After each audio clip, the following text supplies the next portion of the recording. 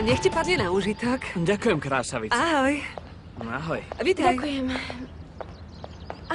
Pozrime, niekto tu oslavuje. Snáď si nepokašľal chémiu, mal si sa ma spýtať. Už raz som vďaka tebe pohorel. Tak neotravuj. Omyl, na vine bol tvoj sklon k stváraniu sprostostí. A vieš, čo z toho mám ja? Aby som zaplatila rozbitý riad, budem musieť pracovať. Nechaj si to prejsť hlavičkou, kamoško, pretože po prázdninách nás čaká veľmi vážny rozhovor. Prázdniny. Už aby boli. Potrebujem sa ťa striasť, Roberta. Ja si želám presne to isté. Ani za máčný mak ma nezaujíma, kam sa chystáš. Ale pevne dúfam, že ťa nestretnem. Konečne som ťa našiel. A ty tu čo robíš? To myslíš vážne? Nebolo vôbec ľahké ťa nájsť. A aby bolo medzi nami jasno, zacvakáš mi za to, čo si mi spravila s autom.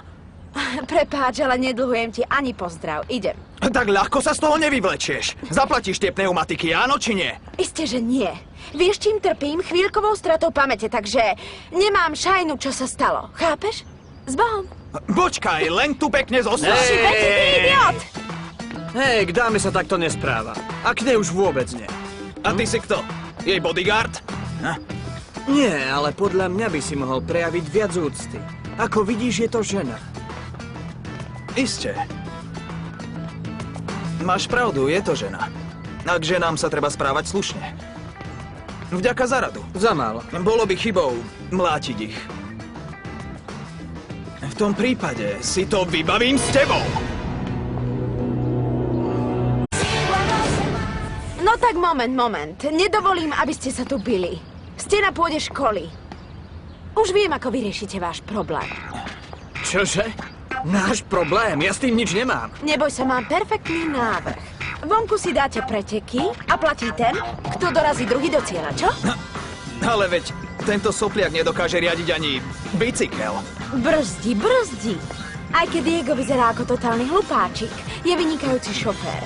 Adrián Fernández by ho bral všetkými 10. Vážne? Tomu ver. Tak ako? V poriadku. Povedz dátum a čas. Je to na tebe. Dovol, nech sa k tomu vyjadrím. Tak poprvé... Kameňom úrazu je, že Diegové auto je v oprave.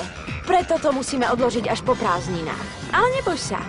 Len čo sa vrátime. Ozvem sa ti a potom sa uvidí, kto je lepší. Dohodnuté. Stretneme sa hneď prvý piatok po prázdninách, dobre?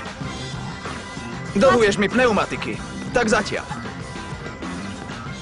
Roberta, preskočilo ti, veď ho ani nepoznám. A? O čo ide? Nebuď strachoput. Po A auto máš, po B snáď vieš šoférovať. A po C nemáš čo stratiť, nie? Alebo sa bojíš? Kdeže? Roberta, ja sa nebojím. Iba, že to nie je moja vec. Jasné. Mňa sa to netýka. Roberta, čau. V návštevnej miestnosti ťa čaká tvoja mama. No, veď som ti hovorila, že bezo mňa dlho nevydrží. Idem, nechávam vás, moji. Ahoj, Lupita. Ahoj.